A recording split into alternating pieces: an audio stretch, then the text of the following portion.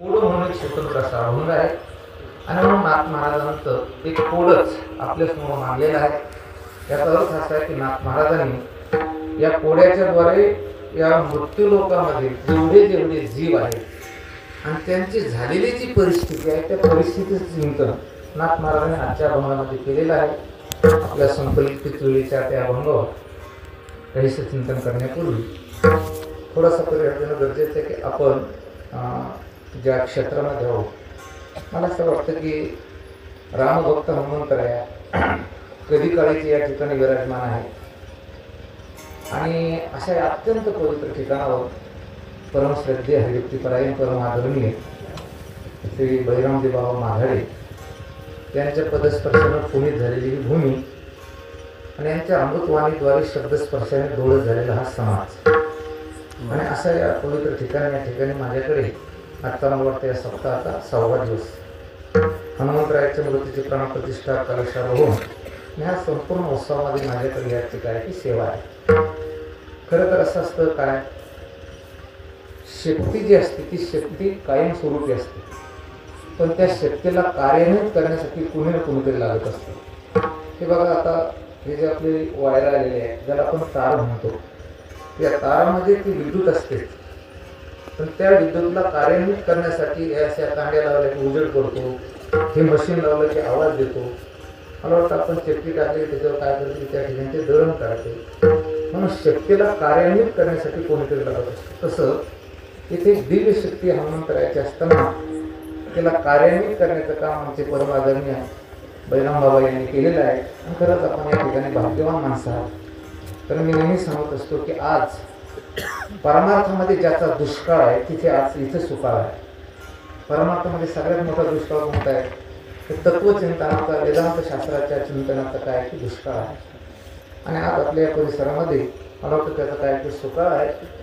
फक्त एवढंच आहे का एवढ्या मोठ्या वडाच्या झाडाखाली कोण बसतंय, जे बसेल त्याचा लाभ, जे नाही बसले त्याचे त्या ठिकाणी तोटा होणार आहे. असो, अशा पवित्र स्थळावर माझ्याकडे सेवा. आता हे सगळे या ठिकाणी श्रवण करणारी मंडळी, बाबाच्या सानिध्यात मंडळी, आणि म्हणून असं वाटतं काहीतरी या ठिकाणी वेदांताचं चांगल्या प्रकारे चिंतन करावं. म्हणून एक नाथ महाराजांचं कोड अर्थात एक कोड झालेला अभंग या ठिकाणी निवडलेला आहे. जाता जाता कीर्तन म्हटलं की मला असं वाटतं कीर्तनामध्ये कोणाचं तरी पोट मारावा येतो. त्याचं कारण असं आहे की कार्यकर्त्यांचा एक माणूस असतो की बा आपल्याला चाली मिळायला पाहिजे, आणि ऐकणाऱ्यांचा माणूस असतो किंवा आपल्याला काहीतरी कीर्तनातल्या अभंगाचं त्या ठिकाणी चिंतन करायला पाहिजे. मला वाटतं बहुतांश लोकांचा पोटमारा केल्यापेक्षा थोड्या लोकांचा पोटमारा केला होतो, कारण ऐकणाऱ्या लोकांचा जास्त लोक येते म्हणून पोटमारा यांचा होईल. आणि म्हणून एक विनंती राहील माझी काळकऱ्यांना, मदत मला प्रमाण देऊ नका, कारण प्रमाणाच्या विरोधात मी नाही. पण एक प्रमाण घेतलं की 3-4 मिनिट जातात आणि 3-4 मिनिटामध्ये 2 सिद्धांत आपल्या समोर मानता येतात. विठाला विठाला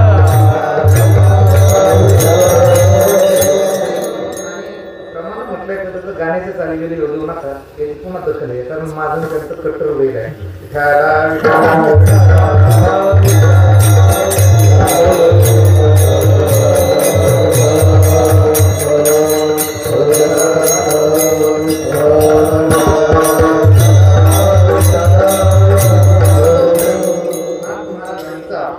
एक 6 चरणाचा अभंग सेवेसाठी निवडलेला आहे. अगोदर या अभंगामध्ये नाथ महाराजांनी कुठले वाद सांगितले त्याच आपल्या थोडक्यामध्ये काय करायचं ते चिंतन करायचं. मी सतत सांगत असतो की ज्याच्यामध्ये वाद नाही त्याचं नाव संसार आहे. काय ज्याच्यामध्ये काही नाही की वाद नाही त्याचं नाव काय की संसार आहे. संसारामध्ये फारसे काही वाद नाही, वाद आहे पण छोटे मोठे वाद आहे, थोडे धिके वाद आहे. संसारात फार कमी वाद आहे. मला संसारामध्ये 2च गोष्टी घडत असतात, एक तर अनुकूल गोष्ट घडत असते, नाहीतर प्रतिकूल गोष्ट घडत असते, किंवा एक आपल्या मनासारखी घडत असते नाहीतर मनाच्या विरुद्ध घडत असते. त्याचं नाव संसार आहे. ज्याच्यामध्ये 2 घडतं त्याचं नाव संसार आहे. कल्पना करा की लग्न झाल्यानंतर मुलगा होईल तर तो होणार नाही, हे 2च गोष्टी घडते. मुलगा झाल्यानंतर तुम्हाला जीव लागेल नाही तर जीव लावणार नाही. तिसरं काय होतं त्याच्यात काही होत नाही. आता पाऊस पडतो, पाऊस पडला पुष्कळ पीक होईल, पाऊस नाही पडला तर काय होईल, पीक होणार नाही. म्हणजे तिसरं ज्याच्यात घडत नाही त्याचं नाव काय की संसार आहे. आणि म्हणून ज्याच्यामध्ये जास्त वाद करूही नाही आणि वाद केला तरी काही निघत नाही त्याचं नाव काय संसार आहे. समजा निवडणूक लागल्यानंतर 2च गोष्टी घडत असतात.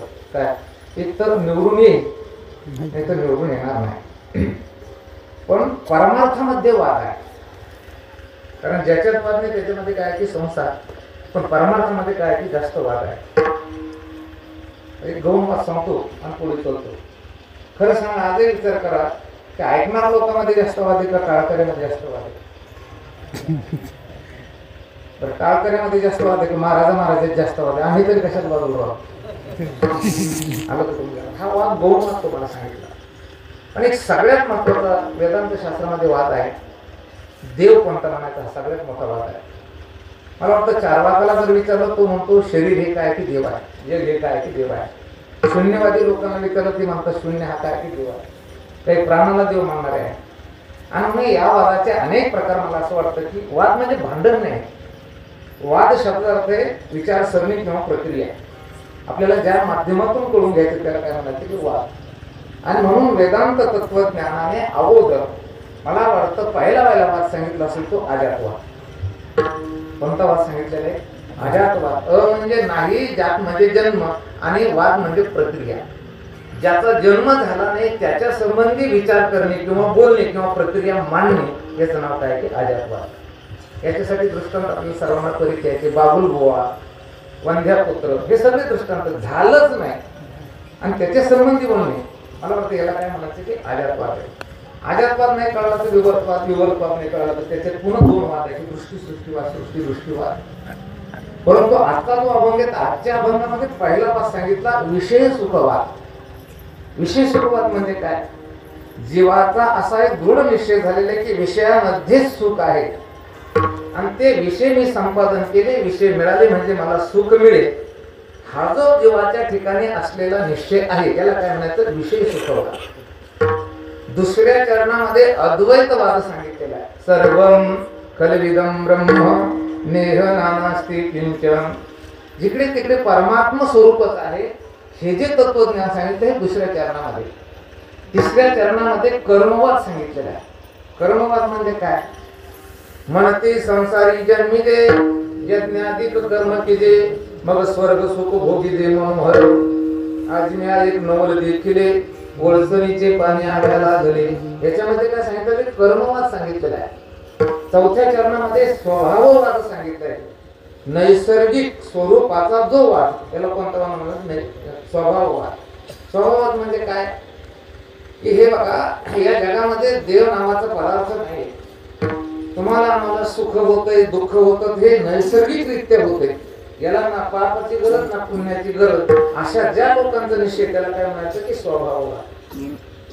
पाचव्या चरणामध्ये चारवा वाद सांगितलेला आहे.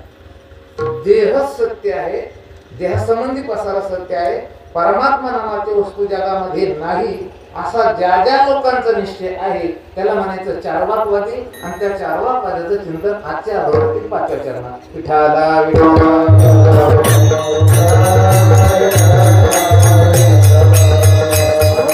अभंग आहे नाथ महाराजांचा, शांती ब्रह्म श्री गुरु एकनाथ महाराज यांचा काय ते अभंग आहे.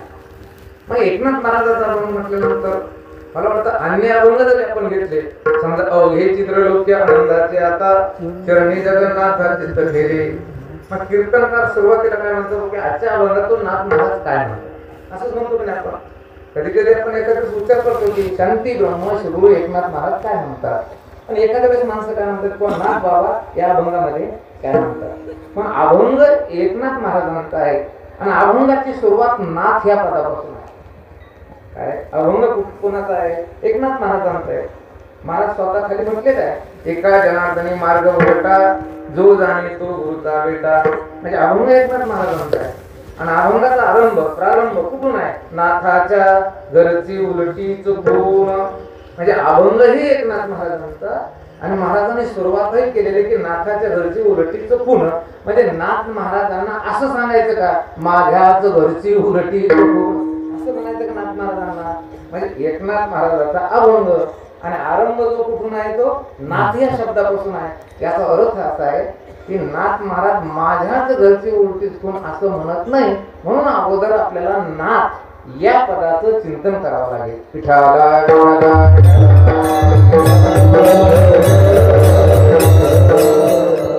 याच्या अगोदर मला वाटतं मागच्या वर्षी मी इथे मुंगी उडाले हा आकाशी अभंग घेतला होता, त्याच्यामध्ये कोड म्हणजे काय हे सांगितलं होतं. आता परत सांगणार नाही, आपला वेळ घेणार नाही, कारण तुम्ही ध्यानात ठेवलं की नाही ठेवलं हे काही मला माहिती नाही. कारण लोक कीर्तन ऐकत नाही तर ध्यानात ठेवत नाही, ध्यानात ठेवत नाही. आणि तुम्ही कीर्तन ध्यानात ठेवीत नाही, हे महाराष्ट्रातील महाराज लोकांचं पहिलं भाग्य. कारण त्यांना माहिती की 2-3 अभंगाशिवाय पुढचे अभंग येत नाही, आणि त्याच्यामुळे तुम्ही ध्यानात ठेवत नाही. असं तर भाग सोडून द्या. शक्तिवृत्तीने जिथे पदाचा अर्थ लागत नाही आणि लक्षणावृत्तीने जिथे पदाचा अर्थ लागत नाही किंवा वाक्याचा अर्थ लागत नाही, त्याला काय म्हणायचं, एका विशिष्ट परंपरेच्या द्वारे गुरुच्या मुखातूनच ज्याचा अर्थ करून घ्यावा लागतोय त्याचं नाव काय, ओढ. मी मागच्या वर्षी तिथं बरंच बोललो, मुंगी उडाल्या असे तिने गेलेले सूर्यास्त. असो, अभंग एकनाथ महाराजांचा आहे. आता इथे महाराज नाथ हे पद घालतात. मला असं वाटतं नाथ या पदाचा आपल्याला विचार करावा लागेल. गंमत अशी आहे, जिथे जिथे आपल्याला कार्य दिसते तिथे तिथे कारणाचा विचार करावाच लागेल. परमार्थामध्ये सर्वात जास्त विचार करायचा असेल कार्याचा, कारणाचा आणि अधिष्ठानाचा विचार करायला पाहिजे. कुठलंही कार्य असेल तर त्या कार्याला कारण काय, कारण जरी असेल, एखाद्या वेळेस ज्यावेळेस आपण अध्यस्थाचा आणि अधिष्ठानाचा विचार करतो त्यावेळेस अध्यस्थाचा विचार करत असताना अधिष्ठानाचा विचार होतो. म्हणून आजचा जो अभंग आपल्याला कारणाचा विचार करायचा. कारण कारणाची व्याख्या मला असं वाटतं, कुठलंही कार्य निर्माण होत असताना त्याला 2 प्रकारची कारणं असतात. एक आहे साधारण आणि दुसरं आहे असाधारण. पण अगोदर कारणाची व्याख्या तुम्हाला सांगतो की ज्याच्या असण्याने जे कार्य निर्माण होते व ज्याच्या नसण्याने जे कार्य निर्माण होत नाही ते त्या कार्याचे कारण होते किंवा असते. हे जरा ऐकायला जड होईल तुम्हाला, असं सरळ केलं काय, ज्याच्या असण्याने जे कार्य निर्माण होते आणि ज्याच्या नसण्याने जे कार्य निर्माण होत नाही, होते हे अन्वय आणि होत नाही हा व्यतिरिक्त. विठाला विठाला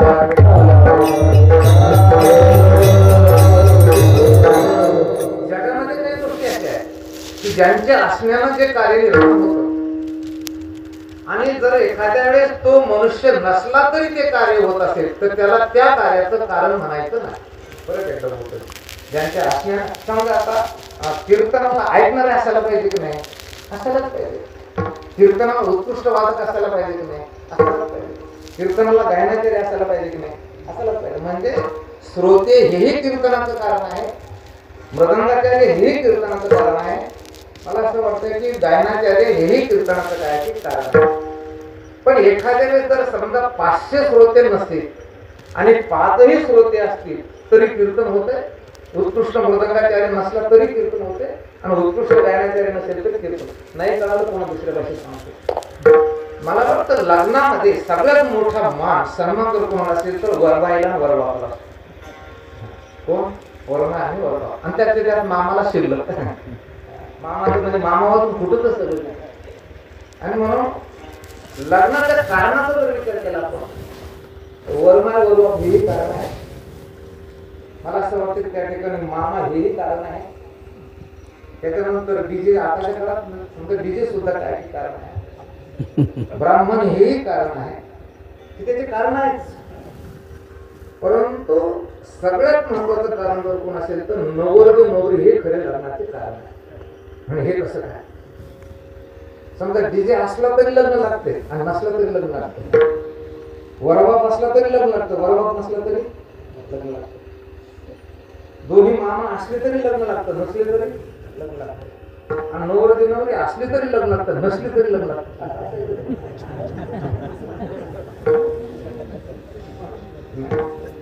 ते ज्याच्या असण्याने जे कार्य होते आणि नसलं तर होतच नाही, हे त्या कार्याचं कारण. विठाला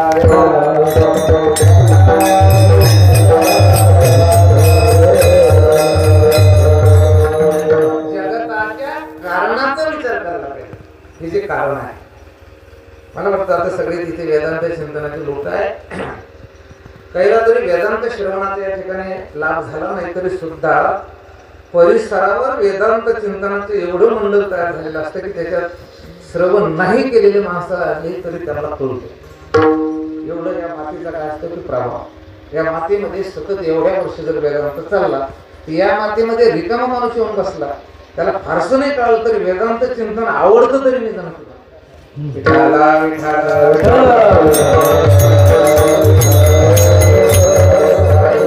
मला वाटतं जग हे कार्य आहे आणि या कार्याचं उपादान कारण काय आणि या कार्याचं निमित्त कारण काय आणि या कार्याचं अभिन्न निमित्त उपादान कारण काय याचा आपल्याला थोडक्यात विचार करायचा. उपादान कारण कशाला म्हणायचं? ज्याचा कार्यामध्ये प्रवेश असतो किंबहुना ज्याच्या वाचून कार्याची सिद्धी होऊ शकत नाही ते त्या कार्याचं कोणतं कारण आहे ते उपादान. गाडग्याचं घटाचं उपादान कारण काय?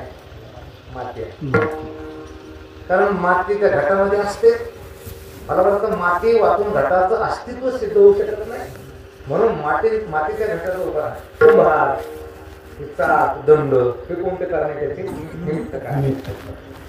तसं संपूर्ण जे विश्व आहे ते या विश्वाचं निमित्त कारण जर कोण असेल तर निर्गुण निराकार सर्व व्यापक ब्रह्म. आणि या संपूर्ण जगाचं उपादान कारण जर काय असेल तर ती माया. जगाचं उपादान कारण काय? माया. हे जेवढं जेवढं जग दिसत असेल त्या संपूर्ण जगाला उपादान कारण कोण आहे? ती माया.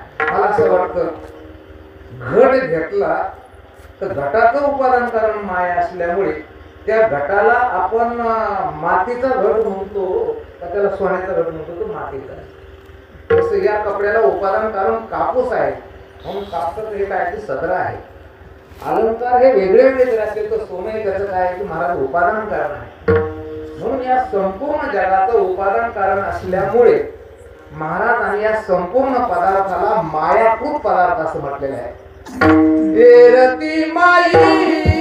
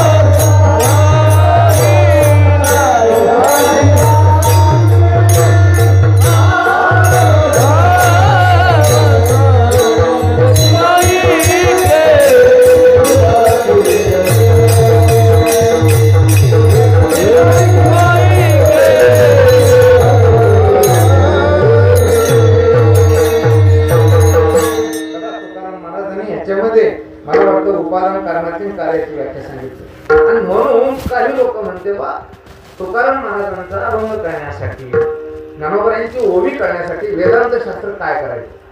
मला वाटतं या भागात या प्रमाणात चिंतन हे कळल्याशिवाय कळणारच नाही. कारण मायाभूत पदार्थ त्याला काय म्हटले महाराज? माईक. म्हणून महाराज आणि लगे माईक पदार्थ तेथे माझे अर्थ नको. पण या संपूर्ण जगाचं उपादान कारण जर काय असेल तर माया. मला असं वाटतं जगातील कुठलाही पदार्थ घेतला तरी ती मायाच आहे. ती खरी मायाच आहे. निमित्त करून कोण आहे तर ब्रह्म आहे. रंग नाही रूप नाही नाही वर्ण छाया. आणि याच्यानंतर तिसरं एक कारण सांगितलं अभिन्न निमित्त उपादान कारण.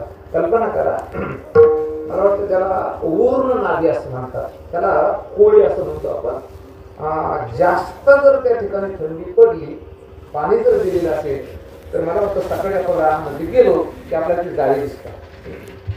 ती जाळी जी आहे ना ती जाळी तो किडा असा असतो तो वरून आली की त्याच्याच मुखाच्या लाळीनं ते जाळ तयार होतं. त्याच्या मुखातल्या जाळीनं काय तयार होते? लाळ. आता गंमत अशी ती लाळ जाळ तयार करते. तर चेतनाच्या दृष्टीने विचार केला तर निमित्त कारण तोच आहे आणि लाळ ही जड आहे. तर मला वाटतं लाळ त्या जाळ्याचं उपादान कारण आहे. निमित्त कारणही तोच आणि उपादान कारणही तोच. याला काय म्हणायचं? अभिन्न निमित्त उपादान कारण. हे आपण म्हणतो किंवा विचारसागर म्हणतो, वृत्ती प्रभाकर म्हणतो असं नाही. जयापासून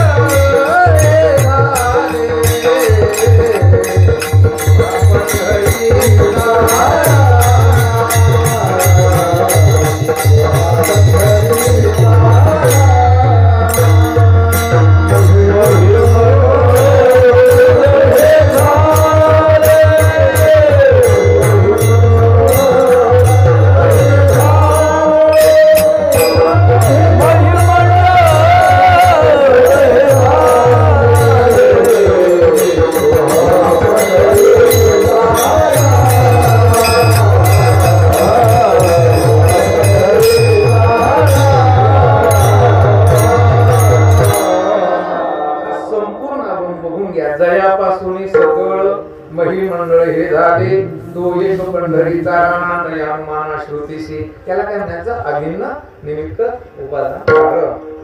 आपल्या दुसऱ्या भाषेमध्ये जेणे हे विश्व निर्मिले महर्षी देवा संस्था केली 21 वर्गाचे धरले सत्ता मात्रे आपोलिया. सोप्या भाषेमध्ये ईश्वर हा या संपूर्ण जगाचं अभिन्न निमित्त उपादान कारण आहे. ईश्वराला सर्वज्ञत्व का असा जर प्रश्न तयार केला स्वानंद सुखनिवासी रघुनाथ गुरुजी अगदी मोकळ्या भाषेमध्ये सांगायचं, ज्याला काहीच कळत नाही किंवा ज्याला मी कोण आहे हेही कळत नाही आणि दुसऱ्याला ते जाणू शकत नाही, त्याला जड म्हणायचं. जड म्हणजे वजनदार नाही. त्याला मी कोण आहे हेही कळत नाही, दुसरा कोण आहे हेही कळत नाही. आता माईकला ते माईक आहे हेही कळत नाही आणि आपल्या समोर कोण कीर्तन करतो हेही कळत नाही. आणि त्याला जर कळालं असतं तुम्ही आलेल्या त्याला विचार असतं कालचे कीर्तन करून कोणता आपण घेतो कळत नाही. कारण त्याला मी कोण आहे हेही कळत नाही आणि दुसरा कोण आहे हे यालाही जाणीव. ज्याला काही कळतं काही कळत नाही त्याचं नाव जीव. तुम्हाला कळत नाही असंही नाही पण सगळंच कळतं असंही नाही. आपल्याला फक्त एक कळते म्हातारीची फक्त घुसत्या घालायच्या त्याला मारायची एवढंच कळते. काय कळत मला काय म्हणते की आपल्याला इच्छे कळते पण घरी काय कळत. ज्याला सर्व कळतं न सांगता तुम्हा कळू येते अंतर विश्वी विश्वंभर परिहारतीन दगे त्याला म्हणायचं ईश्वर.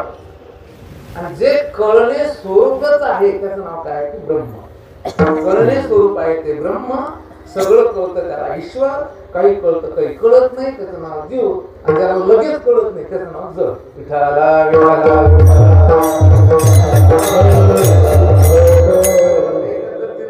तुम्ही जड आहे बसत नाही जड म्हणूच शकत नाही तुम्हाला. आता तुकाराम महाराज म्हटली ती गोष्ट वेगळी आहे. तुका म्हणे ऐशी बुद्धी ज्याची जड त्या उनी दगड बरा देवा. महाराज म्हटले आपल्यापेक्षा दगड बरे. दगड कसं काय बरे आपण जिंकते आणि ते दगड बरे कसं काय आपल्यापेक्षा. त्याचं कारण असं आहे की गुरुजी सांगायचे पहिले एकादशी वगैरे ते मला माहिती नव्हते. आता मला असं वाटतं डायऱ्यामध्ये आपल्याला सगळं कळते. अमावस्या कधी आहे, एकादशी कधी आहे, पौर्णिमा कधी आहे. त्या काळात ब्राह्मणाने यायचं आणि बरोबर त्या ठिकाणी मला ते एकादशी किंवा अमावस्या सांगायचं. आणि मग ब्राह्मण भाऊ आले त्या घरातल्या मालकीला एकादशी सांगायची कोणती आहे तीही सांगायची. आणि मग त्या बाईने ज्वारी म्हणा गहू म्हणा थोडीफार केलं त्या ठिकाणी काय की देवबाप्पाला भिक्षा द्यायची. गुरुजी म्हणायचे बाबा आले बाबा देवबाप्पा पण घाई होती त्या बैल हातामध्ये म्हणजे पाटण्यामध्ये जरा बाहेर या. त्या बाईच्या दरवाजामध्ये म्हैस बांधलेली होती आणि त्या म्हशी शेजारी ते देव उभे राहिले घाईमध्ये. बाई परवाला निर्जला एकादशी आहे, बिलकुल पाणी सुद्धा घ्यायचं नाही म्हणे. त्याच्यानंतर 3 दिवसांना पुन्हा अमावस्या आहे आणि मग त्या बाईनं ताबडतोब ज्वारी आणली, त्या देव बाप्पाला दिली. आता देव बाप्पाने एकादशी सांगितली, बाईनेही ऐकली आणि म्हशीनेही ऐकली.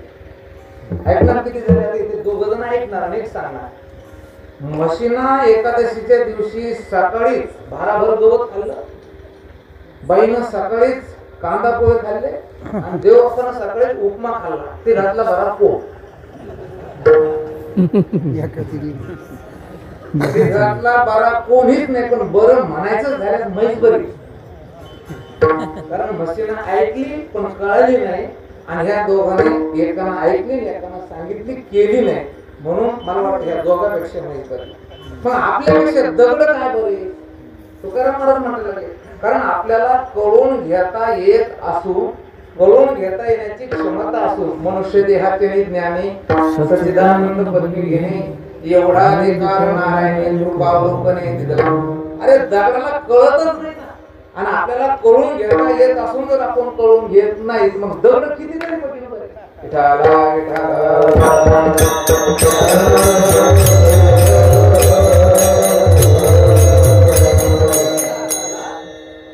जो सर्वज्ञ आहे, मला वाटतं ईश्वर कसा म्हणावा याच्या बाबतीमध्ये विचार सागरामध्ये बराच. ईश्वर हा एक देशी मानला तर मला असं वाटतं त्याची उत्पत्ती मानावा लागते. उत्पत्ती मानली ना मानली की त्याचा काय होत असतो? नाश. आणि ज्याला उत्पत्ती विनाश आहे असा ईश्वर मानून भागणार नाही. आणि म्हणून मला वाटतं एक देशी मानला म्हणजे तो संकुचित होतो. संकुचित झाला रे झाला त्याची उत्पत्ती मानावी लागते. तर उत्पत्ती मानली रे मानली त्याचा काय होतो? नाश. मग उत्पत्ती मानली की मग त्याचा कर्ता मानावा लागतो. आता तुम्हाला कोणी कोणी उत्पन्न करते आहे का नाही? आई वडील आपले उत्पन्न करते आहे. पण ईश्वराचा करता आता ते चिंतन पुढे माहिती, मग त्याच्या पुढे आत्माश्रय हा दोष, अन्योन्याश्रय हा दोष, मला वाटतं चातकापत्ती हा दोष, त्याच्यानंतर मला वाटतं अनावस्था हा दोष, पुन्हा विनिगमन विरह हा एक दोष, आणि शेवटी प्रागलोभ, हे सगळे दोष येतात. म्हणून देव मानताना आपल्याला तो व्यापक मानावा लागेल. व्यापक मानला की मला वाटतं तो जन्मणारा नाही आणि मरणाराही नाही असा सिद्ध होतो, आणि तो सर्वज्ञ आहे असं सिद्ध होतो. मला वाटतं एकच वाक्य बोलतो की ईश्वराला सर्वज्ञत्व का? या पृथ्वीवरील म्हटल्यापेक्षा जेवढं ब्रह्मांड आहे या ब्रह्मांडातील प्रत्येक पदार्थाचे त्याला ज्ञान का होतं असं जर चिंतन केलं. मला वाटतं एका गावामध्ये एक साधारण माणूस, त्याला काहीच कळत नव्हतं, राजकारण नाही काही नाही. त्याच्यानंतर 5 वर्षाचा त्याचा योग आला, तो योग मी सांगत नाही. आणि नंतर मग त्याच्याशी चर्चा केली, त्याने पूर्ण जिल्ह्याचं राजकारण सांगितलं. एक माणूस मला नको, हे माणूस लय गोड होता, याला काहीच माहित नव्हतं, म्हणजे याला 5 वर्ष सगळ्या जिल्ह्याचं राजकारण नाही करत. कारण त्याची 5 वर्ष जिल्हा परिषदेची अध्यक्ष बायको झाली. त्याची बायको जिल्हा परिषदेचे अध्यक्ष असल्यामुळं सगळ्या जिल्ह्याची कथा याला माहिती. तसं संपूर्ण जगाचं उपादान कारण माया असल्यामुळं, ती माया ब्रह्माची उपाधी असल्यामुळं मला वाटतं त्या ब्रह्माला पुढे ईश्वर नाव आलं, आणि म्हणून तो ईश्वर सर्वज्ञ आहे.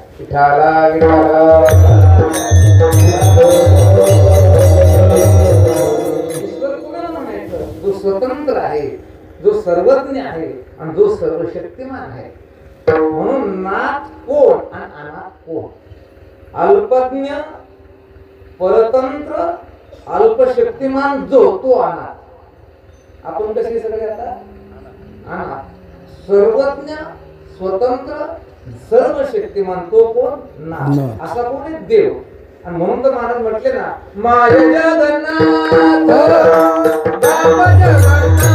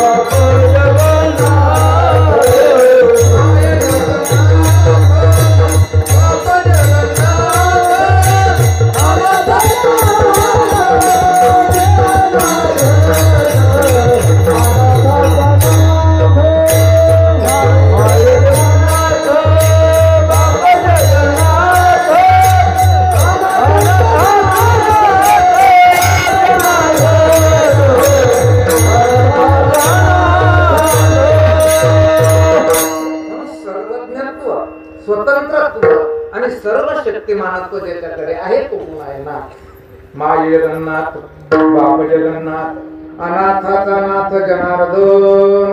याचा अर्थ असा आहे, ईश्वर हा नाथ आहे आणि त्याचं घर जर कोणतं असेल तर संपूर्ण ब्रह्मांड आणि जग हे त्याचं घर आहे.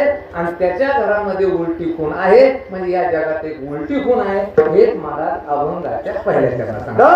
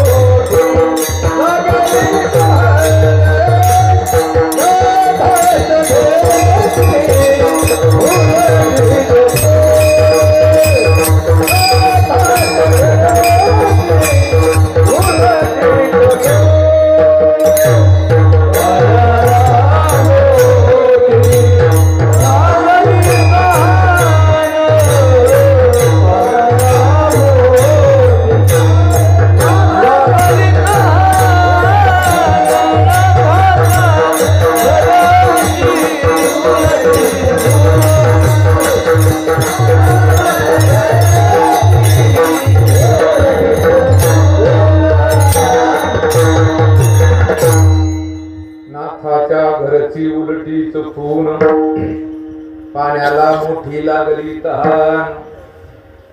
नाथ महाराजांनी हे संपूर्ण जग हे ईश्वररूपी नाथाचं घर.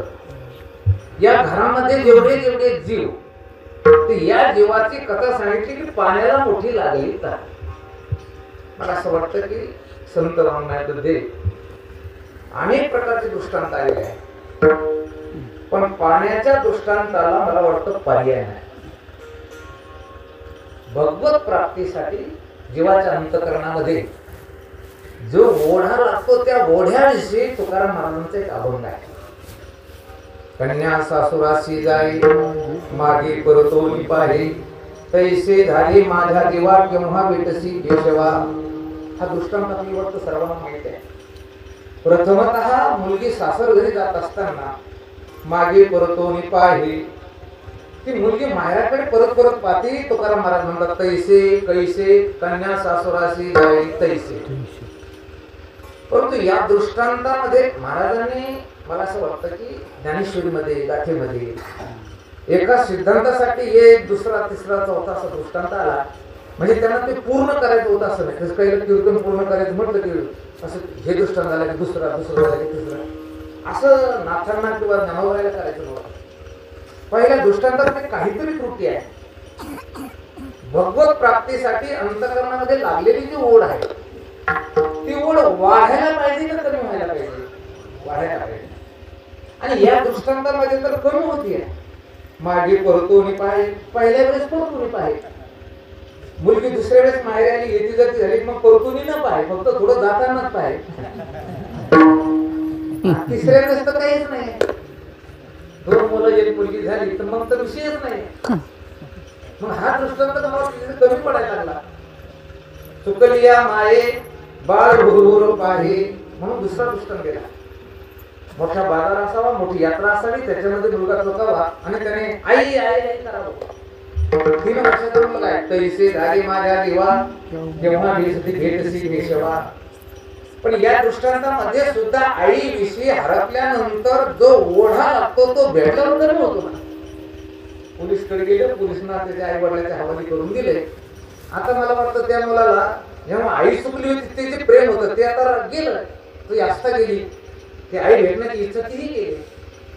जीवना वेगळी मासोळी तैसा तुका तळमळी. मला वाटतं या दृष्टांताला पर्याय नाही. पर्यायी दृष्टांत मासोळीचा आणि पाण्याचा आलाय झाला, म्हणून पाण्याला जीवन म्हणतो. मला हे विचारायचं, भोकावरती पर्याय आहे, सकाळी नाश्त्याला जर पोहे नसेल तर फळं खाऊन मला असं वाटतं पोट भरते.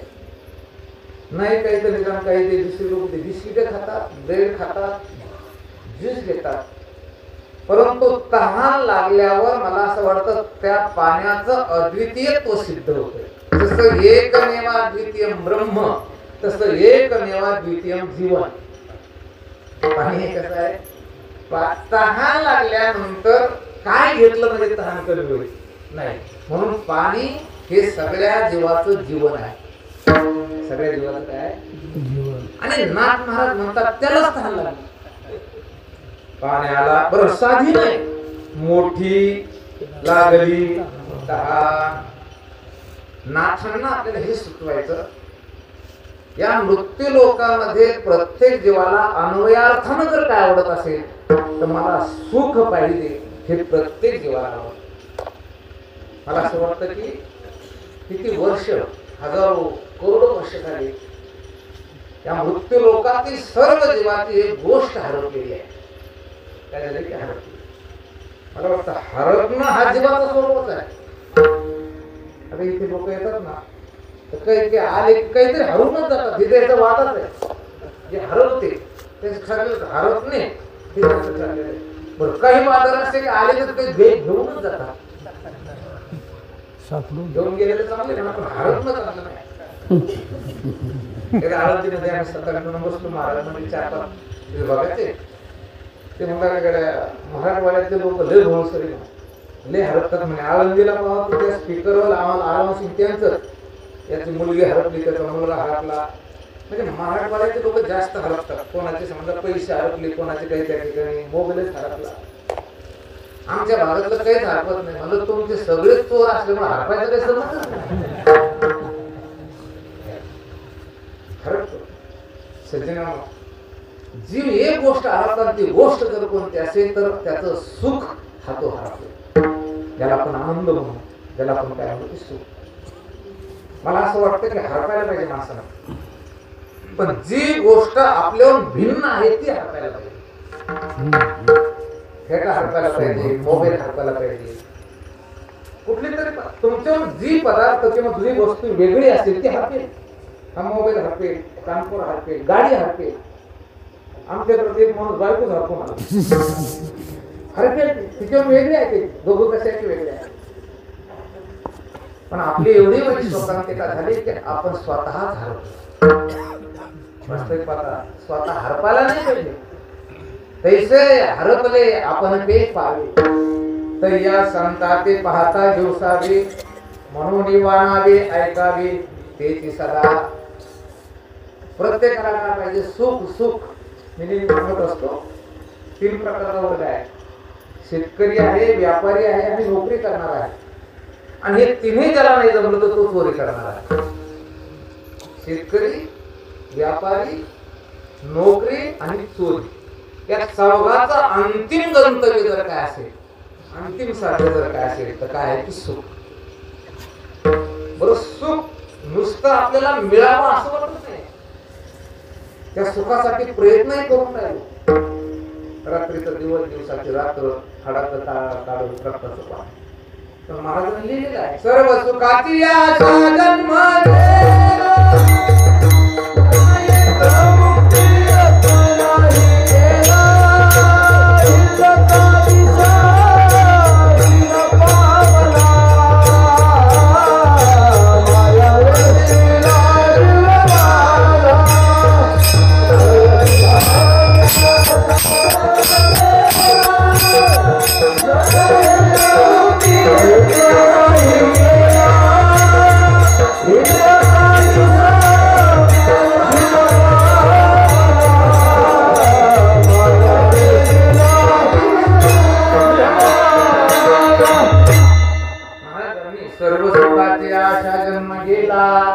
सुखासाठी आपण पंच विषयाचा स्वीकार केला.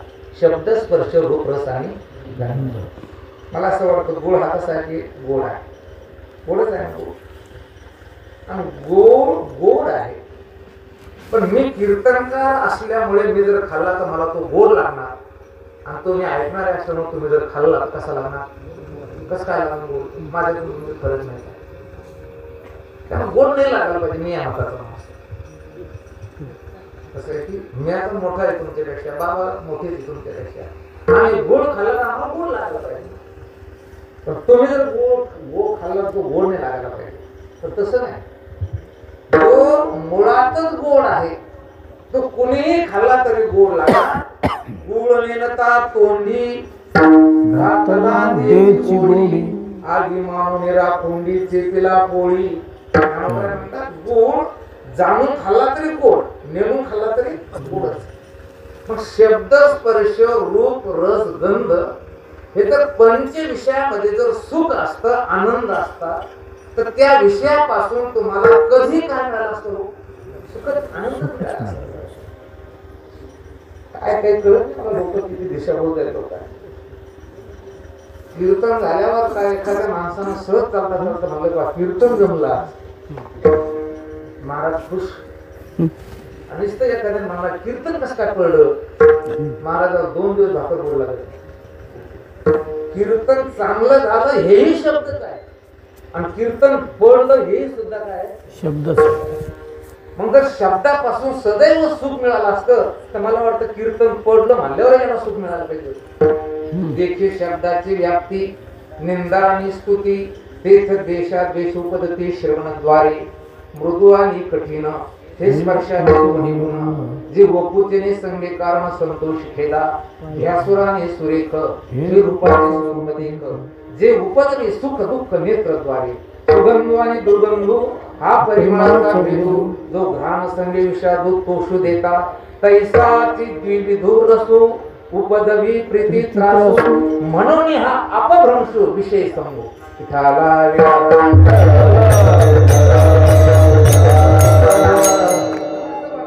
हे पंच विषय तुम्ही सुखासाठी जमवले, पण विषय अनुकूल झाला की आपल्याला सुख वाटतं, आणि तोच विषय प्रतिकूल झाला तर आपल्याला काय वाटतं ते दुःख. मला वाटतं आत्मानंदाची सिद्धी हे जे 4थ्या तरंगामध्ये आहे त्याच्यात सविस्तर याचं काय चिंतन आलेलं आहे. आत्मानंदाची काय सिद्धी, कशी प्रक्रिया कशी घडते तुम्हाला सांगतो. काय समजा आपल्या मनासारखा एखादा विषय मिळालाही मिळाला, काय होतं की अंतःकरणाची वृत्ती काय होती, स्थिर होती.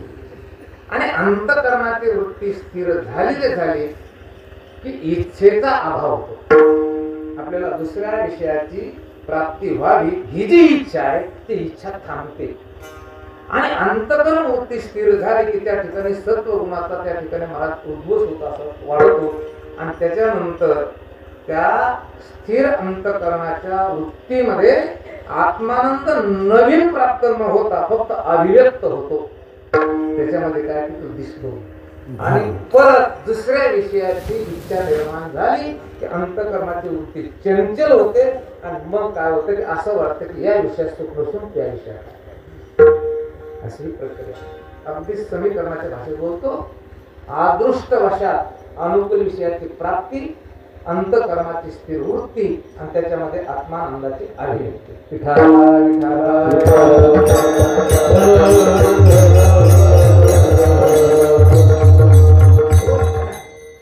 सगळीच लोक गाडी घेऊ लागले, एखादी ऐकत नव्हती. 3 एकर जमीन, त्याला असं वाटलं की आपण एखादी स्कॉर्पिओ घ्यावं. बँकेशी लागा लावला, बँकेवाल्याने होकार दिला. पण होकार दिल्यानंतर याचा ज्याच्याशी लागा होता ते साहेबच बदलले. फाईल बँकेत गेली, उठला की जालना, उठला की जालना, उठला की जालना. रोज संध्याकाळी बायकोनी मुलांनी गाडी करून स्कॉर्पिओ कधी. असं करता करता 6 महिन्यानंतर ते प्रकरण सँक्शन झालं. एकदा स्कॉर्पिओची डिलिव्हरी केली आणि 7-7:30ला गाडी घेऊन आला. 3 एकर जमीन, 2 पत्राच्या खोल्या, जास्त घरही नाही त्याला सांगून मोकळं. पण शेजारच्याने गाडी घेतली म्हणून गाडी घेऊन आला. बायकोला आनंद, मुलाला आनंद. येताना पेढ्याचा बॉक्स आणला महाराज. दिवसभर गाडीचे त्या डिलिव्हरीच्या नादात असल्यामुळे जेवण झालेलं नाही. गाडी आणून घराच्या पुढे उभं केली, बायकोनं ओवाळलं. मुलं वगैरे शेजारी पाजारी आली, गाडी इकडून तिकडून पाहू लागली. गाडी टॉप आहे, बॉडी टॉप आहे. याला वाटलं जाऊ दे आता चहा घ्यावं म्हणून तसाच उठला महाराज. त्यांना ते गाडीकडे पाहिलंच नाही आणि पलंगावर गेला. दिवसभर त्या गाडीच्या नादामध्ये पेपरच वाचला नव्हता. 6 महिन्याचा प्रयत्न, 16 लाखाची गाडी, भयंकर आनंद झाला त्याच्या कुटुंबामध्ये.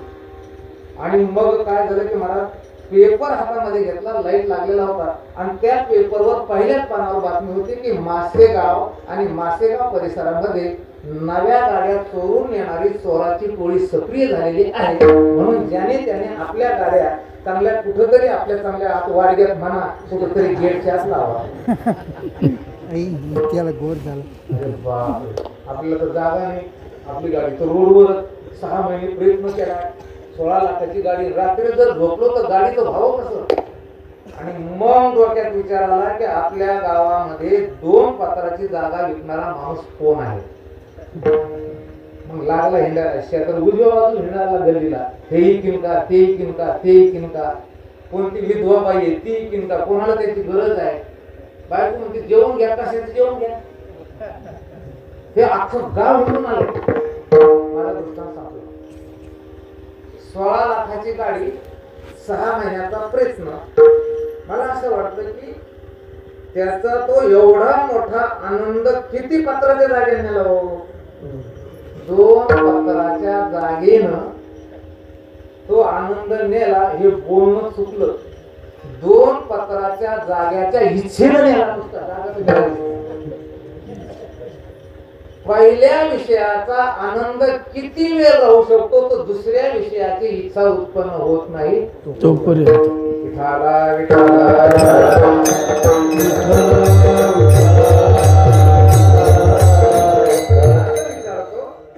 तुम्हाला मी आता इथे आव्हान करतो. तुम्हाला वाटेल ते शब्द ऐकायला देतो, वाटेल तो स्पर्श देतो, वाटेल तो रस देतोय, पण तुम्ही 6 महिने झोपू नका.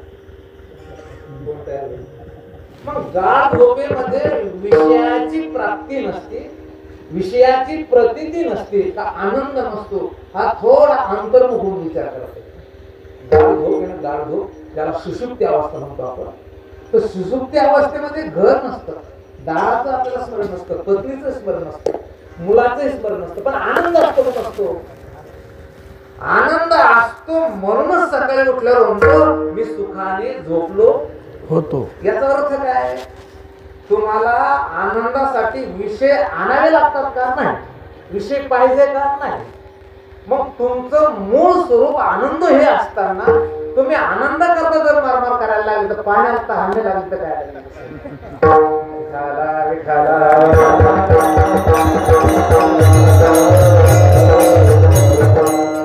आनंद कुठे असतो. तो जो पदार्थ सत्स्वरूप असतो, जो पदार्थ सत्स्वरूप असतो तो चित स्वरूप असतो, आणि जो सचित स्वरूप असतो तो आनंद स्वरूप असतो. असं जर कोण असेल तर असा फक्त तुमचं हे स्वरूप आहे.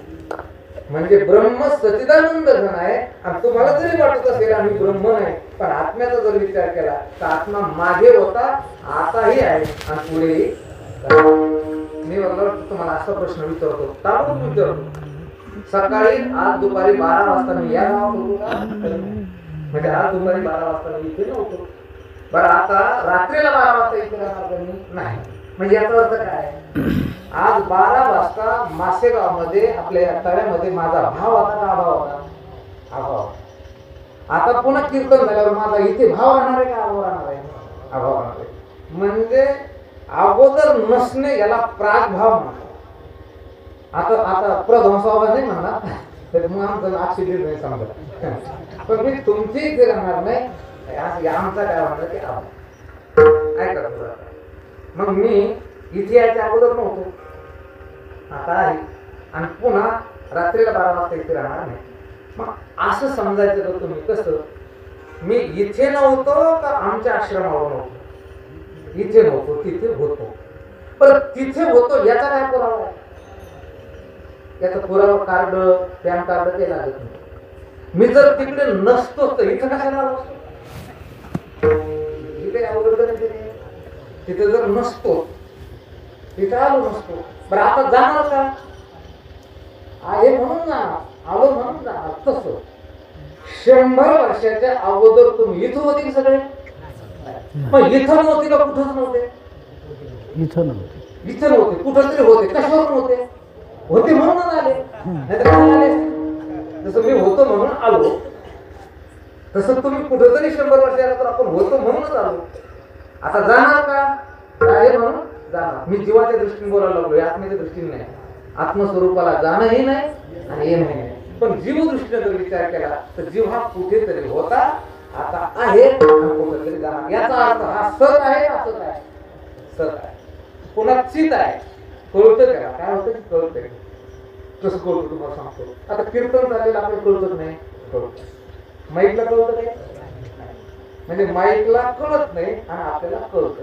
मग माईकला कळत नाही हेही आपल्याला कळतं आणि आपल्याला कळतं हेही आपल्याला कळतं. म्हणजे याचा अर्थ काय? आपण कळणं स्वरूप आहे, म्हणजे सत आहे आणि तो चित आहे आणि आनंद स्वरूप तर आहे. झोपेमध्ये समाधीमध्ये काही नसताना सुद्धा मला वाटतं आपला आनंद त्याला निरतिशय आनंद, निर्विषय आनंद असं म्हणतोय.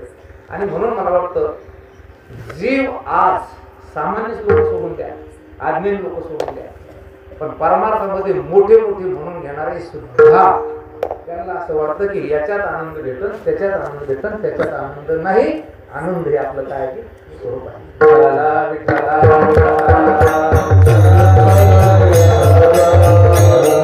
महाराज सांगतात अरे सच्चिदानंद हे तुझं स्वरूप असताना तुला मला आनंद मिळावा ही इच्छा निर्माण होणे पाण्याला मोठी, मोठी शब्द का वापरतो त्याचं कारण सांगतो तुम्हाला. मोठी, आता यातील जवळजवळ माझ्या मते 25% लोक तरी आरोचं पाणी पितात. कोणतं पाणी पितात ते? आरोचं पाणी पितात. तहान लागली बॉटल घ्या, ते बिचारे जातील बॉटल आणतील. प्रवास करायला लागले, दुकान बॉटलचंही दुकान नाही आणि जवळही पाणी नाही आणि मग बाजूला पुढे जर बोर असला तर मग लोक काय म्हणते, बाबा आता चला का मारता का या बोरचं पाणी. मग बोरचं पाणी कधीच घेत नाही माणूस, पण तहान जास्त लागली काय लागली त्याला. आणि एखाद्या वेळेस बोर नसेल समजा ते हापसी, आणि एखाद्या वेळेस मला वाटतं थोडस त्या ठिकाणी जंतू दिसत असेल पण मारायला लागला तर घाणेरड सुद्धा पाणी प्यायला माणूस मागत होता. तसं मी आनंद स्वरूप आहे हे ते विसरल्यामुळे त्याला एवढी मोठी तहान लागली की विहित मार्गाने विषय मिळून त्याची तृप्ती होत नाही. म्हणून निषिद्ध मार्ग, निषिद्ध विषय त्या ठिकाणी जमा करून त्याच्यात आनंद पोहू राहिला. मला वाटतं याला म्हणायचं मोठी तहान. जोडून या धन उत्तम व्यवहारे ही मापातली तहान. कोणती तहान आहे? मापातली. आणि नको त्या मार्गाने अर्थार्जन करून, भ्रष्टाचार करून, नको ते काम करून पैसा मिळणे म्हणजे मोठी तहान. पिठाला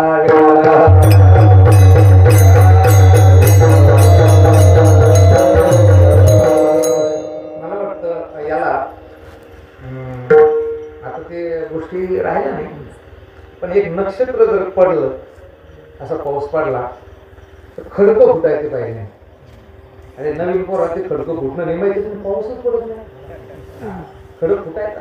उत्तरा पूर्वाचा पाऊस पडला खडकं फुटायचं. उत्तरा पूर्वा हे नक्षत्र पडलं की खडकातून सुद्धा पाणी यायचं, सगळे जंगल चिपडायचे पूर्वी. पण माझं एक मत आहे की उत्तरा पूर्वाच्या अगोदरचे सगळे नक्षत्र कोरडे जाऊ द्यायचे आणि उत्तरा पूर्वाचा 15 दिवस पाऊस पडत तर खडकं फुटत होते नाही. पण काय व्हायचं सांगा, पहिले नक्षत्र धोधो कोसळून जमिनीतली पाण्याची पातळी वर यायची आणि उत्तरा पूर्वाचा पाऊस पडला की मग ते खडकातलं पाणी काय व्हायचं, वर यायचं. तसं बायको चांगली बोलणे, मनासारखं उत्पन्न होणे हा म्हणजे उत्तरा पूर्वाचा पाऊस. आणि आनंद आतलाच असल्यामुळे तो त्या ठिकाणी फक्त प्रगट होतो, दुसरं काहीच नाही. काय आनंद बाहेर नाहीच आहे, बाहेर आनंद नाही. साचची पुढे विरा जरी नाही स्वप्न जागरा तरी ब्रह्म भाव साचोकारा सुशिप्तीमध्ये. मला वाटतं ते कुत्र असतं, कुत्र कुठं तरी ढोर मेलेलं असतं आणि ते लोकांनी लांब नेऊन टाकलेलं असतं. आणि मग ते कुत्र बरोबर शोधित किती जातं. कुत्र्याला हाड जास्त आवडतं, हाडूक. ते कुत्र असतं ना त्याला ते हाड जास्त, हाडूक जास्त आवडतं. माफ करा होतं मला ते कुत्र्याचं बोलायला आवडतं, बाकीचे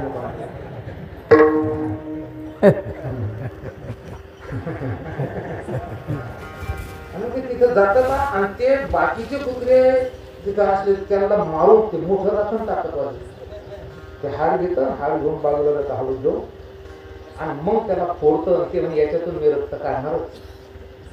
त्याच्या किडच्या याच्या हिरड्यामध्ये जातात, हिरड्या संपूर्ण सोलतात आणि हिरड्याचं रक्त निघतं याच्या जिभेवर पडतं आणि तो म्हणतो मी याच्यातून काय काढलं? रक्त. रक्त मला वाटतं हाडातून नाही, याच्याच हिरड्याचं रक्त याच्याच जिभेवर आहे.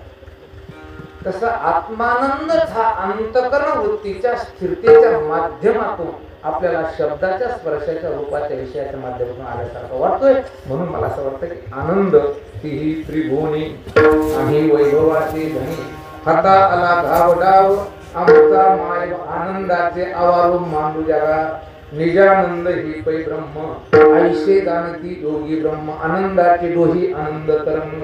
आनंद आपलं स्वरूप आहे. म्हणून गरिबीनं मला असं वाटतं की माणसानं खचून जाऊ नये आणि श्रीमंतीला की श्रीमंतीत आनंद असं कधी म्हणू नये. आपलं मूळ स्वरूप आनंद, सर्वात्मकपण आणि माझे हिरोनी नेतो कोण, म्हणून आपलं स्वरूप आनंद स्वरूप आहे. पण महाराज म्हणतात जीवाला विषयातच सुख आहे असं आत्मस्वरूपाचा अज्ञान असल्यामुळे वाटतंय आणि विषयामध्ये काय होतं की आनंद. त्याचं कारण असं आहे अज्ञानामुळे दोन प्रकारचे आवरण येऊन आदरतात, एक आभानापादक आणि एक असत्वापादक. आणि या दोन आवरणामुळे त्याला असं वाटतं की मी दुःखरूप आहे असं वाटतं. महाराज म्हणतात तसं नाही. एकनाथ महाराज म्हणायला लागले अरे जीव हा मुळातच आनंद स्वरूप असताना आनंदासाठी वनवन हिंडतोय. पाण्याला मोठी लागली तहान. जाण्यासाठी ठिकाणी माणूस राहायचा, बायको थोडी जास्त जागा होती, आगाऊ होती. याला काय पगार चांगला 40-50 हजार होता. तर जिथे राहत होती तिथे काय होतं थोडं टेकड्यावर त्यांचं ते भाड्यानं घर केलेलं होतं. तिथे सकाळी 7 ते 8 पाणी यायचं.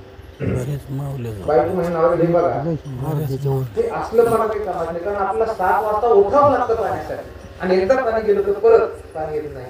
म्हणून 5,000 शिल्लक किराया जाऊ द्या पण 24 तास नळ पाहिजे असं घर शोधलं. हिंडलं बाबा 4-5 दिवस आणि एक घर पाहिलं त्याने बालकाशी पहिली जमा केली पण आम्हाला 24 तास नळ असेल आम्ही तिकडे 6,000 रुपये भाडे देतो, तुम्हाला 11,000 देऊ पण 24 तास नळ लागेल. त्याने सांगितलं तुम्हाला नळ 24 तास आहे, काही हरकत नाही. 7-8 दिवसांनी यांनी ती सगळी शिफ्ट झाली तिथे आणि यांना एकच आनंद त्या बाईला, या मालकाला, मुलाला, मुलीला की आता पाण्याचं टेन्शन नाही. आणि म्हणून ते सकाळी 9 वाजता उठले.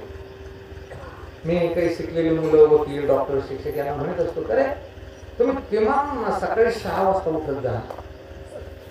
ते काय म्हणते माहिती बाबा मला, ते काय म्हणतात महाराज हे जे खेड्याचे लोक, अडाणी लोक 6 वाजताच उठते आणि आम्ही 6 वाजता उठलो त्यांचे तर आमच्यात काय फरक आहे. मग मला तेव्हापासून कळालं की जे उशिरा उठते ते शिकलेली, जे उशिरा उठलं त्या ते शिकलेला. ते उठले 9 वाजता. 9 वाजता उठल्यानंतर मुली सांगितलं घर पाणी. मुलगी गेली कुठे तिथं पाणी नाही त्याला. पाणी सकाळी 7लाच आलं आणि 8ला पाणी गेलं. मुलगा आला, पत्नी आली. हा याला वाटलं काहीतरी त्या तोटीतच आपण अडकलं काय, याला लगेच पाणी आणलं आणि ते बुडची तोटी काढून घेतली. पाणी नाही गेला मालकाकडे का 11,000 रुपये भाडे दिले म्हणून तुम्हाला, आणि 11,000 भाडं दिलं असताना सुद्धा इथे सकाळी आम्हाला 9 वाजता आता पाणी तुम्ही म्हणजे 24 तास नळ आहे. त्याने सांगितलं पाणी 7 वाजता झालं गेलं. मग 24 तास नळ याच्यासाठी 5,000 भाडे दिले आणि नळ कसं काय आले. तुम्ही जे बोलले ते बरोबर नाही. नळ 24 तास आणि पाणी 1 तास.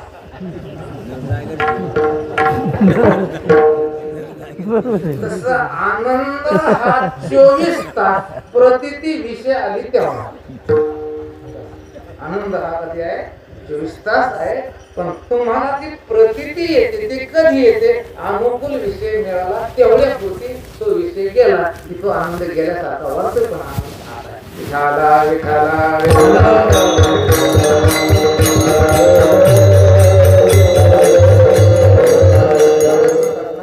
घरची उलटी चुकून पाण्याला मोठी लागली तहान. आणि म्हणून महाराजांनी अद्वैतवाद सांगितला. ते अभंगाचं दुसरं चरण आत घागर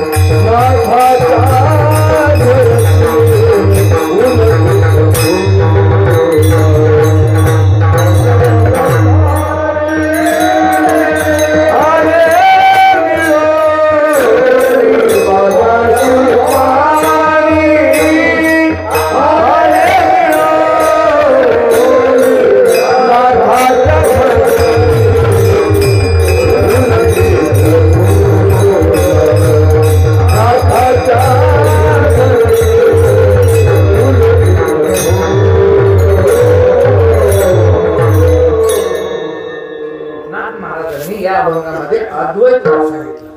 आपण कुठल्या वादाचे लोक आहे? आपण सगळे अद्वैतवाद. मला वाटतं अद्वैतवाद हा श्रुतीसिद्ध आहे, युक्तिसिद्ध आहे आणि अनुभव सिद्ध आहे. श्रुतीसिद्ध म्हणजे काय? सर्वम खलिदम ब्रह्म हे वेदाने सांगितलं. युक्तीनं सांगतो तुम्हाला. युक्तीनं माणसं कानामध्ये बाळी घालत असतात, बाळी बोटामध्ये अंगठी घालत असतात आणि गळ्यामध्ये लॉकेट. यांच्यात भेद एक आढळले तर भेद आहे. कशावरून भेद आहे? समजा जर एखाद्याने लॉकेट हे गळ्याच्या जवळ आहे, बनियांच्या आत आहे, सदऱ्याच्या आत आहे, दिसत नाही, आणि म्हणून जर त्यांना कानाला गुंडाळलं काय होणार? काहीच नाही. काय होणार तसं? एखाद्या बहिणी एकदा नाही समजा ती दिसत नाही म्हणून जर समजा अशी डोक्याला बांधली काय? अहो येड्यात येड लॉकेट कुठं सोबत इथेच गळ्याचे शोधत. अंगठी बोटामध्ये शोधते, बाळी ही कानामध्ये शोधते. म्हणजे यांच्यामध्ये भेद आहे.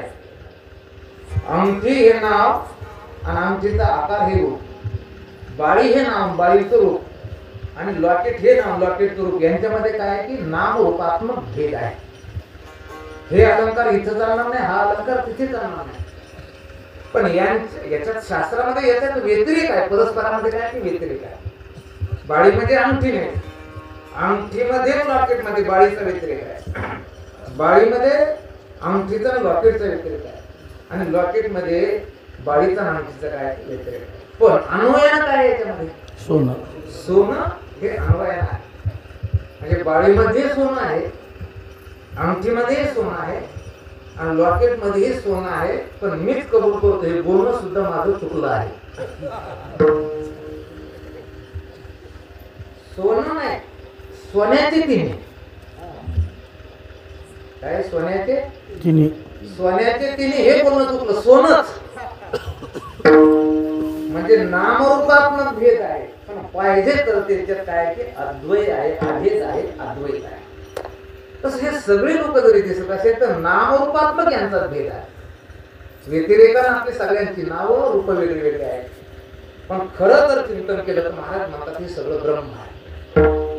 हे समजते श्री वासुदेव ऐसा प्रतीती रसाचा होतला भाव, म्हणून भक्ता माझी राहो ज्ञानी आठवती. युक्ती सिद्ध आहे. मला असं वाटतं की श्रुती सिद्ध सगळं ब्रह्म आहे. युक्तीनं तुम्हाला कळलं सगळं ब्रह्म आहे. अनुभव म्हणजे हो हरीची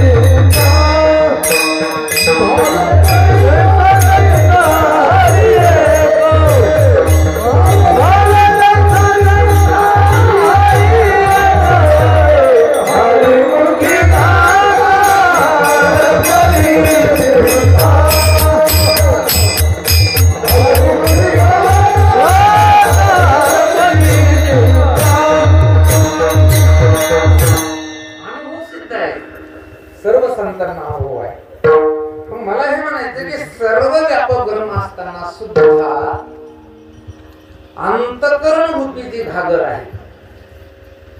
खरं तर इथे काय लिहिलं? आत घागर बाहेर पाणी. खरं तर तसं नाहीये.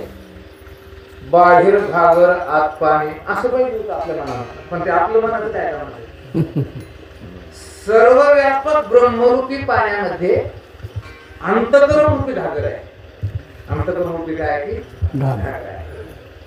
आता बाहेरून पाणी, बाहेरून ब्रह्म, आणि अंतकरण जे ते घागरी सारखं आहे. मला असं वाटतं की त्या घागरीच्या आतही कुठं चैतन्य आहे, म्हणजे अधिष्ठान. आणि बाहेर ब्रह्म आहे. म्हणजे जगाला अधिष्ठान ब्रह्म आणि अंतःकरणाला अधिष्ठान काय कुठंच त्याचे. पण काय होऊन राहिलं, ही घागर मधात आल्यामुळे आता समजा तुम्ही हौद आहे मोठा आणि त्या हौदामध्ये जर तुम्ही अशी घागर बुडली, बाबा त्या घागरीच्या आतही पाणी आहे बाहेरही पाणी, पण आत बाहेर पाणी म्हणणं सुद्धा चुकीचं आहे. पण ती घागर असल्यामुळं काय झालं की आतलं पाणी बाहेरलं पाणी म्हणावं लागलं. पण समजा घागर फोडली, मातीची घागर अशी दाबून फोडली, काय झालं पाण्याला पाणी आले म्हणून श्री गुरुच्या मुखाद्वारे आलेली तत्वमसी महावाक्याची वचन याच्यामुळे काय होतं की अंतःकरण रूपी घागरीचा बाद होतो, सूक्ष्म देहाचा काय होतो बाद. ब्रह्मज्ञानाला काय होतं, ते लोक म्हणजे ब्रह्मज्ञान झालं होतं, मला तो जसं खाऊ राहिले पिऊ राहिले आमच्यासाठी बोलून राहिले, हे असं असं कसं ब्रह्मज्ञान सिंधू फुटते का, सिंधू फुटत. एक वाक्य बोलतो मी, मूर्खाचा व्यवहार तरी चुकायचा होईल पण ब्रह्मज्ञानाचा व्यवहार चुकीचा नाही. ते काय झालं की सूक्ष्म देहाचा वाद झाला आणि त्याच्यामुळे काय झालं, आतलं पाणी आणि बाहेरलं पाणी, आत्मा ब्रह्मरूप आहे ब्रह्म आत्मरूप आहे असा ओतप्रोत भाव तयार झाल्यामुळे पाण्याला पाणी आले मिळून एक गौरव निभा, आत हरी बाहेर हरी, हरीने घरी कोंडिले. आत म्हणजे अंतःकरण वृत्तीला अधिष्ठान असणारा आत कुटस्थ चैतन्य आणि बाहेर म्हणजे जगाला अधिष्ठान असणारं ब्रह्म चैतन्य. आणि काय झालं महाराज म्हणते, आतही हरी बाहेरही हरी, हरीने घरी कोण दिले. इथे काय म्हणतात महाराज, आत घागर बाहेर पाणी, पाण्याला पाणी आले मिळवणी. पुन्हा नाथ महाराजांनी एक नवल पाहिलं, तिसरं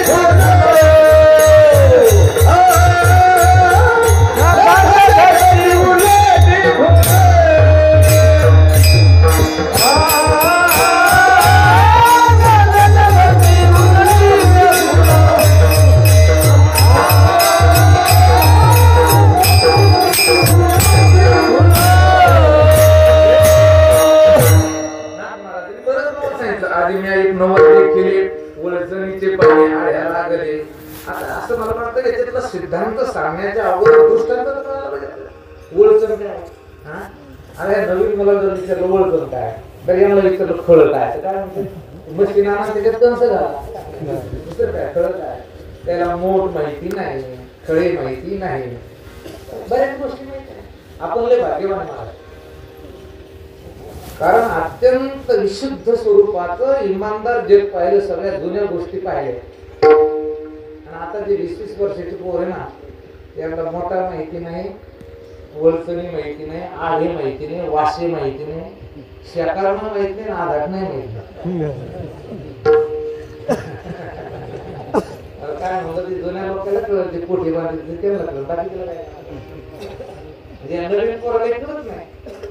जे 30 वर्षाचे अगोदर मेले आपली म्हातारे, त्यांना व्हॉट्सअप माहित नाही, फेसबुक माहित नाही, ट्विटर माहिती नाही, ते तसे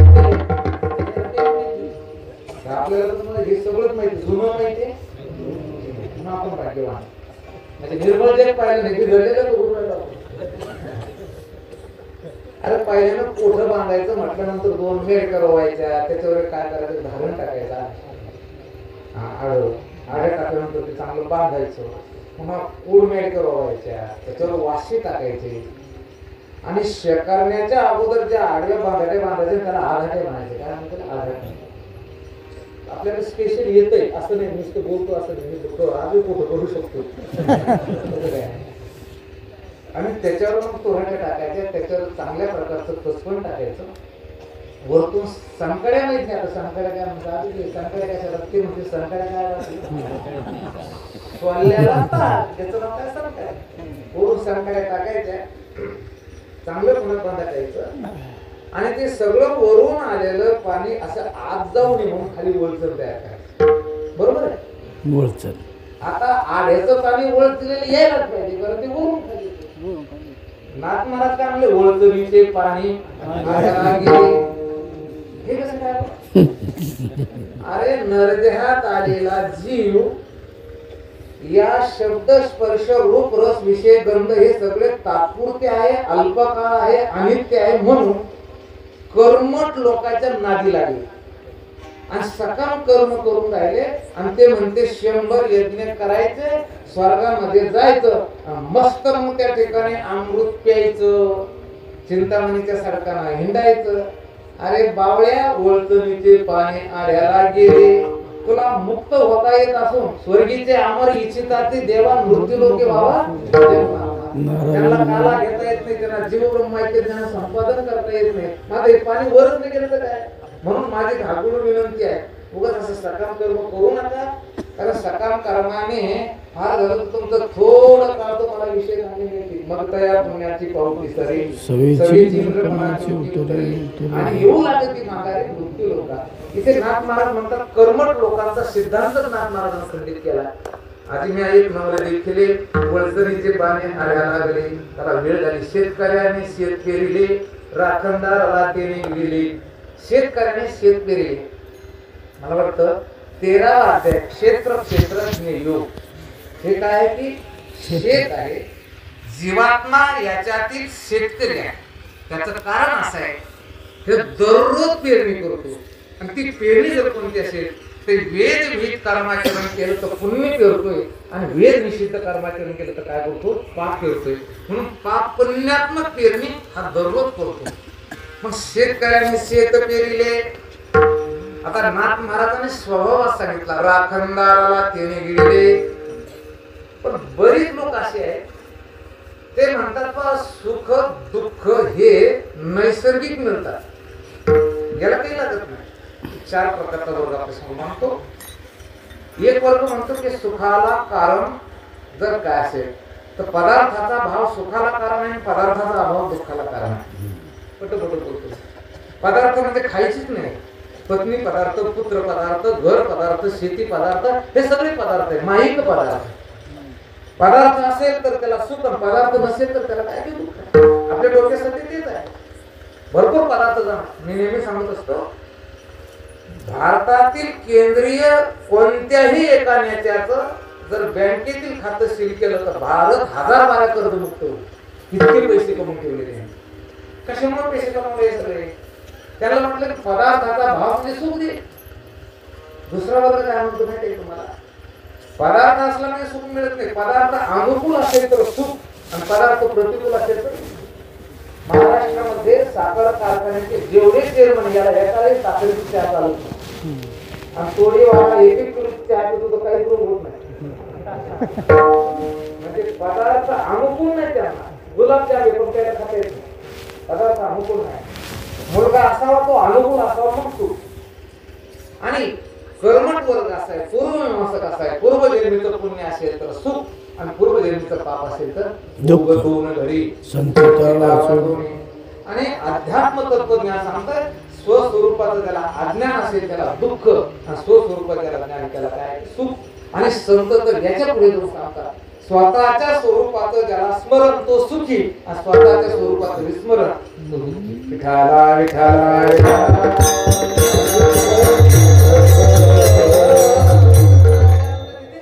मला म्हणतात शेतकऱ्याने शेत पेरिले आणि राखणदाराला तेने गिरिले. राखणदार कोण आहे याचा सध्या? तर मला वाटतं मी ज्याचं नाथ म्हणून उल्लेख केला तो या शरीराचा कोण आहे की राखणदार. खरं सांगा, आपण प्रमाण माहिती चालेल शरीर कोणाचे असत कीर्तन झाल्यानंतर आपण घरी चालत जातो का कोणीतरी चालवीत नेतो? आता तुम्ही बसले तर बसू दिलं कोणी? बसू दिलं. एक माणूस म्हणे हे काय सांगतो महाराज, अहो कीर्तन झाल्यावर आम्ही चालत जातो ना. मग तुम्ही माणसं मेल्यावर का चालत जात नाही? याचा अर्थ असा आहे की आपल्याला कोणतरी बसू दिलं, आपल्याला कोणतरी बोलून देऊ राहिलं, आपल्याला कोणतरी चालून देऊ राहिलं. याचा अर्थ आहे की या संपूर्ण विश्वाचं त्या ठिकाणी नियंत्रण करणारा कोणीतरी आहे, तो देव आहे. हेच मान्य आहे तुम्हाला म्हणू. पण काही लोक म्हणतात जगात देवच नाही, तर त्यांना राखणदारच घेऊन टाकला. त्यांच्या बुद्धीचा निश्चय असा की जगामध्ये देव नाही, संपूर्ण विश्वाचं नियंत्रण करणारा जो देव आहे तो देवच नाही असा ज्यांचा निश्चय झाला, असं सांगतात की राखणदाराला तिने या संपूर्ण क्षेत्राला जो राखण करतो आहे तो जगात नाही असा निश्चय करणे म्हणजे राखणदाराला गेले. हंडी खादली भात टाकेला, बकऱ्या पुढे देव कापेला. मला वाटतं हंडी शब्द हा बंजारा भाषेमध्ये जास्त प्रामुख्याने आहे. आता ती हंडी बिंडी नाही राहिली. आता मला वाटतं असं म्हणावं लागेल, कुकर खाल्लं भात टाक गेला. भात कशा स्थितीत असते? कुकरामध्ये. भात खात असते का कुकर खात असते? भात खात असते. तसं स्थूल सूक्ष्म कारण हे तीन देह म्हणजे हंडी. म्हणजे मला असं वाटतं हे त्या कुकरचे तीन डबे, अन्नमय कोश, प्राणमय कोश, मनोमय, विज्ञानमय आणि आनंदमय कोश. याच्या आत भात आहे. भात म्हणजे अत्यंत महत्वाची वस्तू. या उपाधी माझी गुप्त चैतन्याचे सर्वगत. मग आपल्याला या कुकरचं ज्ञान आहे का आत्मस्वरूपाचं ज्ञान आहे? कुकरचं. मी अमुक जातीचा, मी काळा, मी गोरा, मी मोठा, कधी बुद्धीला मी समजणारा, कधी मनाला मी समजणारा. महाराज म्हणतात अरे त्या मृत्यू लोकांमध्ये घटना फार दुर्दैवी घडलेली. हंडी खादली म्हणजे देह तादात्म्य धारण केलंय आणि मी आत्मस्वरूप आहे पार विसरून गेला. भात टाकेला जे मीच नाही म्हणती. काय म्हणतात जगात मीच नाही. पाहत तुम्ही आता हे सगळे लोक आहेत. पाऊस येते का मला जातात नाही. मला वाटतं तुमच्याकडं तुम्ही लोक कसे मला हेच कळत नाही. मनके दिले होते आमचे कधी मध्ये कीर्तनाला येतो, रस्ता चांगला आहे तुमच्याकडे एवढा अन्य सर्व करीत आपण हेच काम करतो. रस्ता चांगला नाही, पाऊस नाही. पण असं कधी मला वाटतं मीच नाही, असं कधीच वाटत नाही. मीच नाही असं कधीच वाटत नाही. अंधारात कोणी दिसत नाही तरी वाटतं मी आहे. म्हणजे महाराज सांगतात मी नाही असं कधीच वाटत नाही. पण इथे म्हणायला लागले का हंडी खादली भात टाकेला, कधी कधी असं वाटतं हो कसं होईल म्हणते लोक. काळ्यात यात्रा भरली, मासेगावात भरती पाहुणे आले आणि एका बाईला 7-8 जणांना करून पोलीस स्वयंपाक करायला. नवरा थोडा भोळा होता. त्या बाईला भजी करायची म्हणून भजी करायचं तर तेच आपल्याला एवढं म्हणून ते नवऱ्याला म्हणजे असं करा तुम्ही आता काय करा की आता गावातले दुकान सगळे बंद, सगळे लोक तळ्यात जा आणि तिथून ते यात्रा तुमचं तुम्ही तेल घेऊन बोलते. त्यांना सांगितलं मी ते यात्रा ते जाणार मी जर हरवलो तर काय जे मासे गावचं हरवून घ्यायचं नाही ते म्हणून तू बोला ना ते कधी आलंच नाही त्यांना ते म्हणतो मला माहित नाही का ते हे दुकान आहे तिथे दुकान लावलं त्या माणसाला ते काही आहे ना. त्याची बायको हुशार होती. तिला काही घरी इकडे येता येत नव्हतं त्याला. तिने घोंगडीची दसुडी काढली, तिच्या उजव्या पायाचे त्याच्या कणगोळीला काढले आणि त्याला सांगितलं मालक ही दसुडी असली तुम्ही असं समजा आहे आणि दसुडी तुटली असं तुम्ही हरत तसं नव्हतं करत. दसुडी तर नाही काही पण तिला माहिती आता हे जायच ना मग काय करावं मी दिलं त्यांची दसुडी.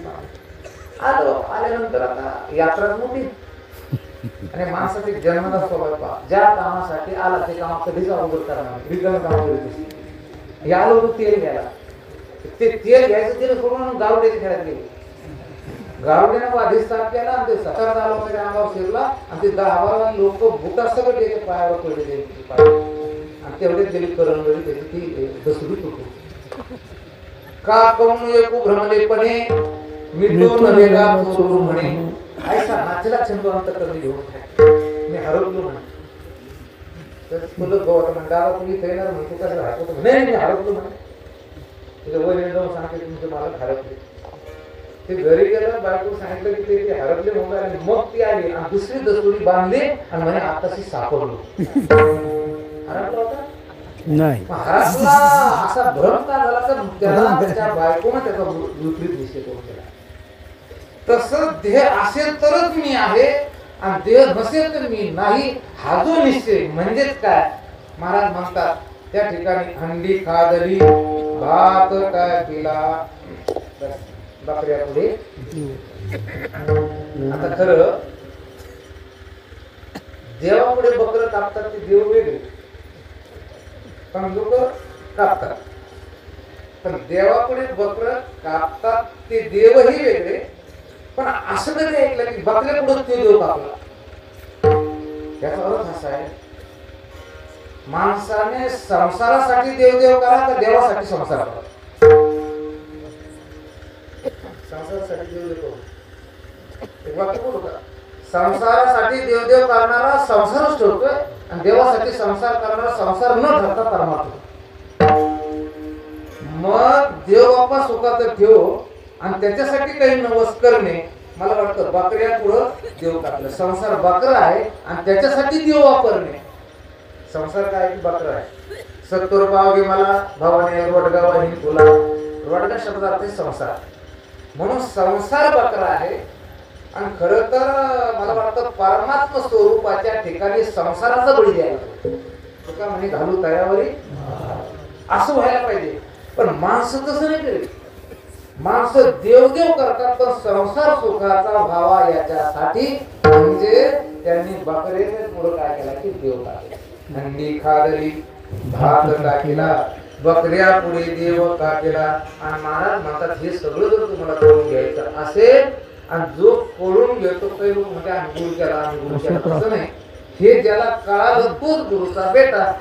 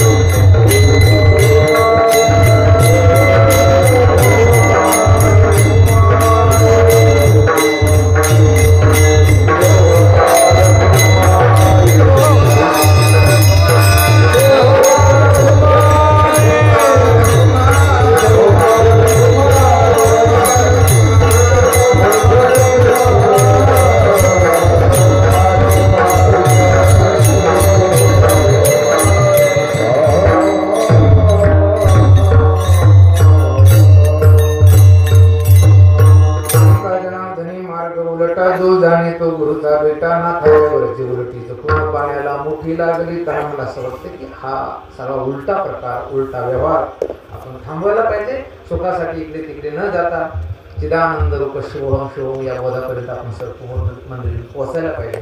असो एवढा मोठा सोहळा. आणि खरं तर कीर्तन प्रवचन हे वारकरी संप्रदायाचं अविभाज्य अंग आहे.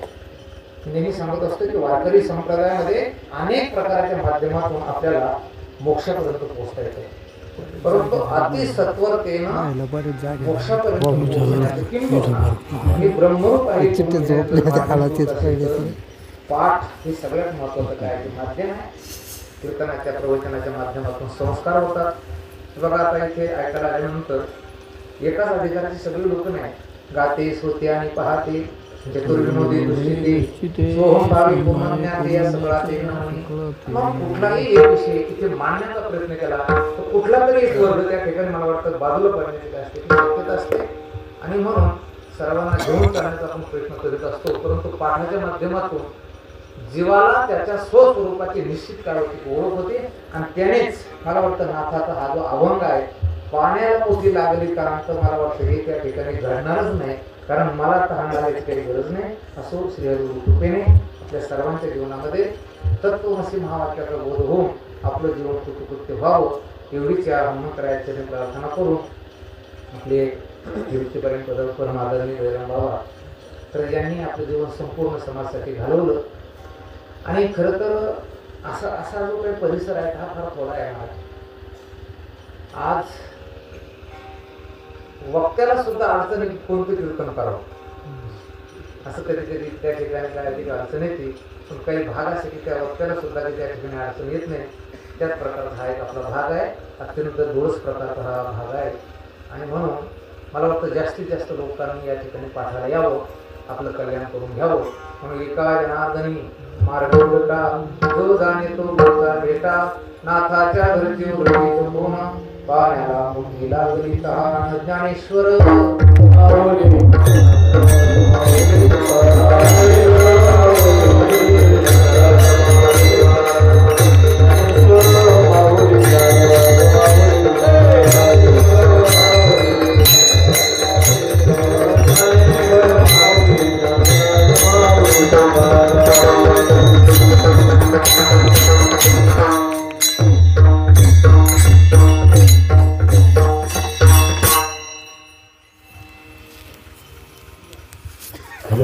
दाखवतो आणि जिरगाव